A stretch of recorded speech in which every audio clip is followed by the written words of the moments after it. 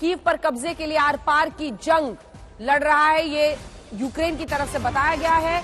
और एक तरफ वो सैन्य टुकड़ी जो आ रही है उस पर हमला कर रहे हैं रूस की, तो रूस को रोकने के लिए आम लोग भी सड़क पर उतर गए हैं। अलग अलग जगहों से तस्वीरें आ रही हैं, हम आपको दिखाएंगे सेना किस तरह से आगे बढ़ रही है। 25 से 50 साल के पुरुषों को कीव छोड़ने की मनाही कर दी गई है। ये खबर लगातार बीते दिन से गौरव सावंत हमारे सहयोगी बता रहे हैं कि महिलाओं और बच्चों को तो जाने दिया जा रहा है, बुजुर्गों को जाने दिया जा रहा है, लेकिन 20 से 50 साल की उम्र के बीच के जो भी पुरुष हैं, लड़के हैं, उन्हें हथियार उठाने को कहा जा रहा है, जंग का हिस्सा बनने को कहा जा रहा है रूस के खिलाफ। इस बीच आपको बता दें, अलग अलग जगहों से आती हुई तस्वीरें बता रही हैं, खार्किव में मिसाइल से हमला हुआ है, तो ऐसे ही मिसाइल बरस रहे हैं कई अन्य शहरों पर, खेरसन जिनमें से एक है, लिविव पर भी हमला हो रहा है, ऐसे ही सुमी पर भी हमला हो रहा है। तमाम जो बॉर्डरिंग आप कह सकते हैं, किनारे किनारे में यूक्रेन के शहर है, उन सब पर हमला हो रहा है। वहीं कीव पर भी हमला हुआ है, कीव के करीब, कीव पर डायरेक्टली नहीं, रूसी सेना पर जो जवाबी हमला है वो तस्वीरें हम आपको दिखा रहे हैं। जो टुकड़ी आ रही थी, और ये कीव के टीवी टावर पर हमला की तस्वीरें देखिए, पूरे टीवी टावर को उड़ा दिया गया है, चैनल का प्रसारण रोक दिया गया है, जिसकी वजह से अब आप समझिए यहां पर कई लोगों की मौत भी हुई है। व्लादिमीर पुतिन एक स्ट्रैटेजी के साथ आगे बढ़ते हुए, संपर्क काटो हर तरह का, चाहे वो पोर्ट सिटीज हो जिन पर वो हमला कर रहे हैं, जो बंदरगाह इलाके हैं उन शहरों पर वो हमला कर रहे हैं, उनको अपने कब्जे में ले रहे हैं ताकि मदद ही ना आ पाए जहाज के जरिए किसी तरह से, ब्लैक सी से लेकर ओडेसा, इन तमाम जगहों पर। दूसरा, एयरफील्ड्स बर्बाद कर दो ताकि कोई भी हवाई मदद उनको नहीं पहुंचे, ना वो हवाई हमला कोई भी कर पाए। तीसरा, टीवी टावर्स को तोड़ो, मीडिया सेंटर्स को तोड़ो ताकि कोई भी संपर्क ना हो पाए। रूसी सेना की बमबारी है, कीव के पास के कस्बे में हम आपको दिखा रहे हैं, कई इमारतें ध्वस्त दिख रही हैं। सवाल व्लादिमीर पुतिन पर इसलिए उठ रहा है क्योंकि उनकी सेना रिहायशी इलाकों पर, आखिर आम लोगों को सुपरमार्केट पर क्यों टारगेट कर रही है। रूसी सेना की बमबारी से तबाही की ये तस्वीरें, रूस के आक्रमण की पूरी कहानी लिखते हुए, पूरा विश्व एकजुट जरूर है इस वक्त रूस के खिलाफ, लेकिन इससे रूस के बाहुबल पर जरा फर्क नहीं पड़ रहा।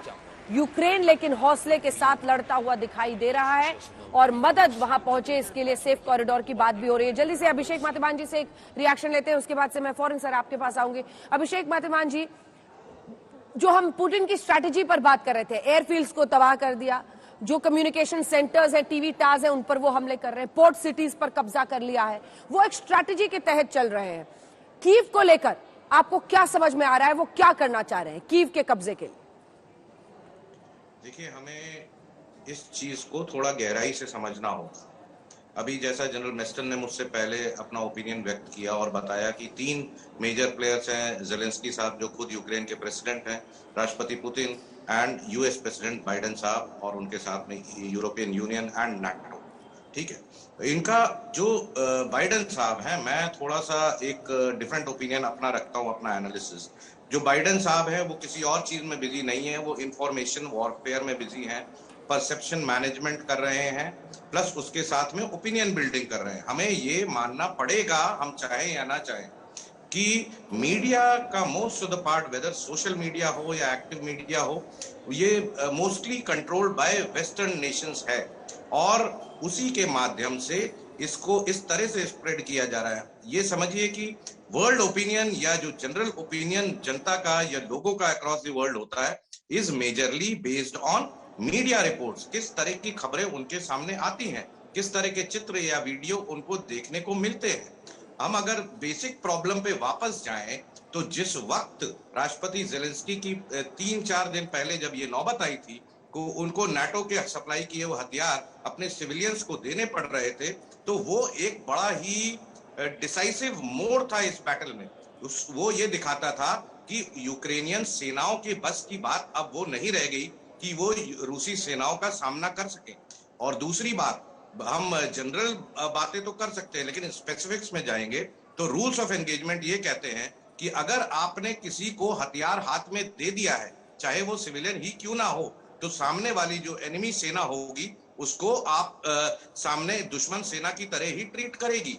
अगर आपकी सेना हार चुकी थी, तो उस वक्त जो बाइडेन मेरे ख्याल से उनका फर्ज ये बनता था कि उनको बोलना चाहिए था अपनी जिद छोड़कर, और ये एश्योरेंस रशिया को दे देना चाहिए था कि हम यूक्रेन को नाटो में शामिल नहीं करेंगे।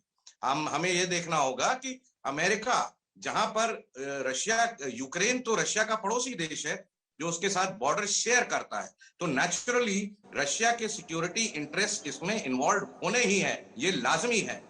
एक महासागर के उस पार अमेरिका जो एक अलग देश है वहां बैठा हुआ है, और कॉन्स्टेंटली इतने पुराने एश्योरेंस के बावजूद नाटो को ईस्टवर्ड्स एक्सपैंड करते करते अब जब रशिया के द्वार पर ले आया है, उनके दरवाजे पर खड़ा है, तब जाकर पुतिन ने ये एक्शन किया है। ठीक है सर।